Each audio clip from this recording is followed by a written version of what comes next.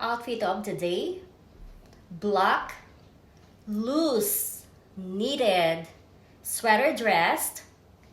At dahil malamig na naman po ngayon dito sa amin at actually umuulan ngayon, kaya I'm wearing my light brown turtleneck na sweater. At tignan po ninyo ang aking hair. Okay, ang ayos po ng aking buhok is I didn't do anything with my hair. I just blow dry my hair. I didn't put any rubber bands. Pero gamit ko po ang aking headband na halos the same color with my outfit. My headband is black and light brown. So it's a combination of black and light brown.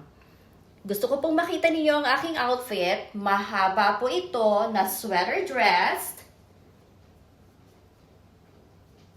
And it's almost down to my ankle.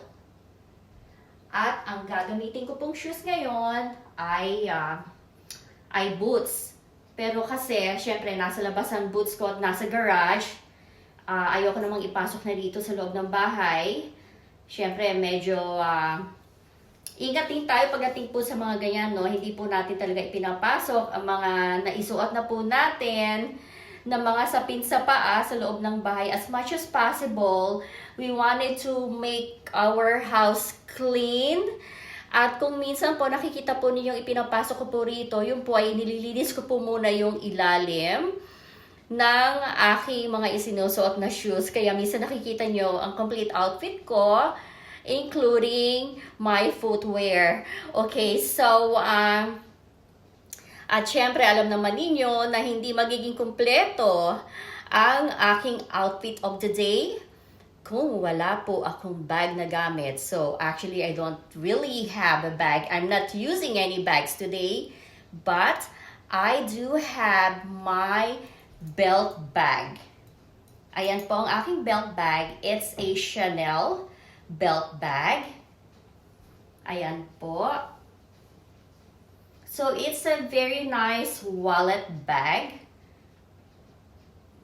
At hindi ko na po problemahin ang magbitbit ng bag kasi ito po napaka-convenience po to use this one, especially with a knitted sweater dress like this na medyo loose. So, parang nagsilbi na rin siya na parang belt ng aking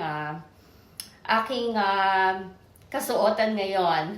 So, ayan po ang aking simpleng OOTD. Just wanted to share with you guys all the mix and match of colors, the mix and match of outfit, kung paano po natin gagawin, kung paano po natin iteterno ang mga outfit na isinusuot po. At syempre, gusto naman po natin na maging maganda sa paningin natin, especially, komportable tayo, at ayan nga po, napaka-komportable ng aking suot ngayon.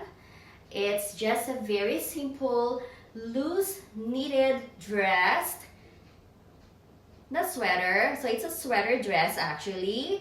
At talagang panlaban sa lamig. Alright guys, so maraming salamat po sa inyong panonood. And don't forget to subscribe to my YouTube channel. See you guys later. Bye!